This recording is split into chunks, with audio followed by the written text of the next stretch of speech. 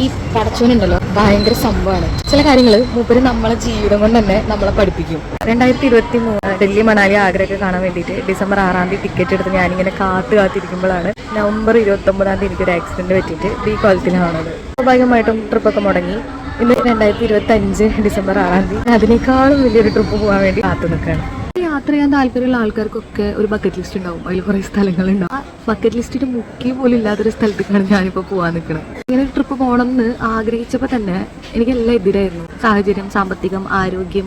പക്ഷേ ഞാൻ പോകണം എന്ന് വിധി എഴുതിയത് കൊണ്ടായിരിക്കണം ഇപ്പം ഞാൻ ഇവിടെ വരെ എത്തി. അതായത് നമുക്കൊരു കാര്യം വേണമെന്ന് തീരുമാനിച്ചിട്ടുണ്ടെങ്കിൽ അത് എത്ര ദൂരത്താണെങ്കിലും നമ്മളെ കയ്യിൽ തന്നെ വന്നതെത്തും.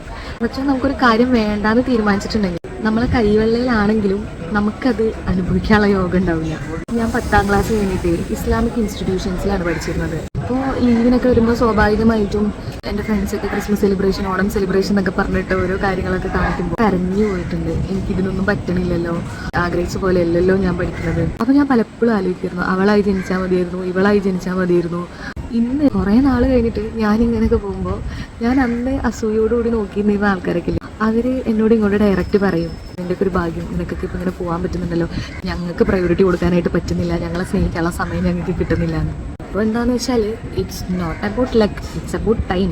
ഇന്ന് ഞാൻ വിഷമത്തിൽ അസൂയോടുകൂടി ചിന്തിച്ച ആൾക്കാർ ഇന്ന് എന്നോട് ഡയറക്റ്റ് പറയാണ് നിനക്കൊക്കെ ഭാഗ്യമാണ്. വിച്ച് മീൻസ് എല്ലാത്തിനും ഒരു സമയമുണ്ട്. അല്ല നമ്മളെ മുമ്പിൽ ഏതെങ്കിലും ഒരു വാതിൽ കൊട്ടി അടച്ചാൽ അതിനേക്കാളും വലിയൊരു വാതിൽ നമുക്ക് മുമ്പിൽ തുറക്കാനായിരിക്കും. ജീവിതം കൊണ്ട് പഠിച്ചത് എനിക്ക് കാണിച്ചു തന്ന 2 കാര്യങ്ങളാണിത്. എനിക്കും നല്ല നേരവും കെട്ട നേരവും ഒക്കെ വരും. വിച്ച് മീൻസ് ഒന്നും പെർമനൻ്റ് അല്ല. സങ്കടമായാലും സന്തോഷമായാലും ഒരു ഇറക്കമുണ്ടെങ്കിൽ ഒരു കയറ്റം ഉണ്ടാവും, ഒരു ഞെരുക്കുണ്ടെങ്കിൽ ഒരു എളുപ്പം ഉണ്ടാവും.